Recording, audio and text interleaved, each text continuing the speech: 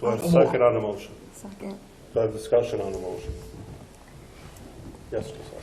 So when we originally started doing this, I actually looked at this from a very outsider's perspective when it comes to option one. I didn't go to school in this district, and when I started learning about it and I found out about the school system, and I don't know when it happened, but at some point I found out that for elementary school, depending on which part of town you live in, that decides which part of town you go to school in.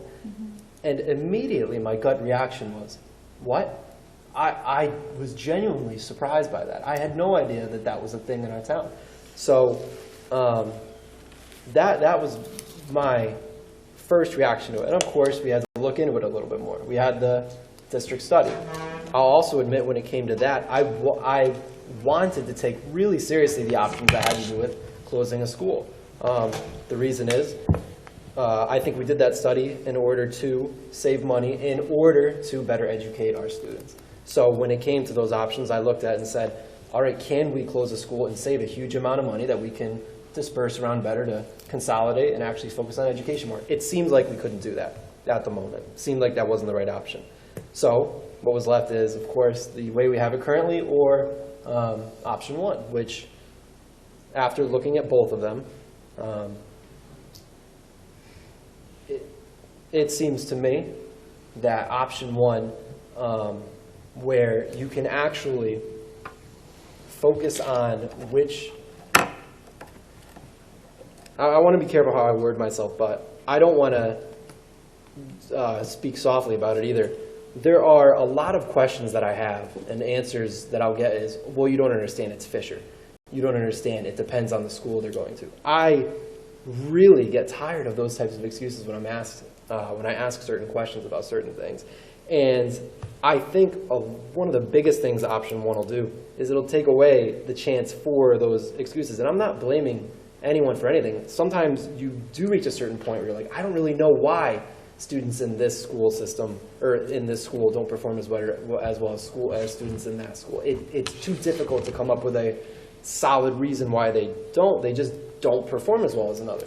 And as you'll hear, people move into town thinking, oh, I better buy in this part of town because that's where the better school is, other than that part of town. It's so strange to me, being that we're such a small town already that it surprises me there's such a difference in socioeconomic standing between one school versus another.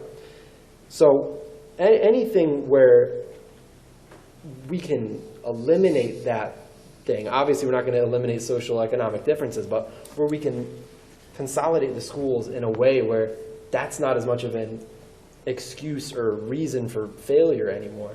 Not that we're failing, but there is a clear difference between the two schools, the two elementary schools, and people know that.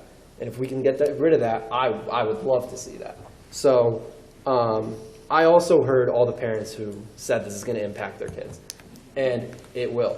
Any change ever will always inconvenience a certain amount of people, and that inconvenience shouldn't be mitigated.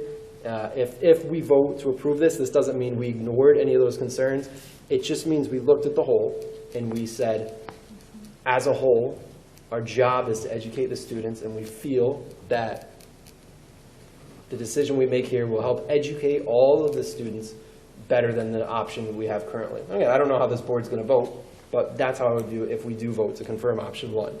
So I would, actually, I think of a quote that I heard at a basketball camp and always stuck with me. It is temporary inconvenience, permanent improvement.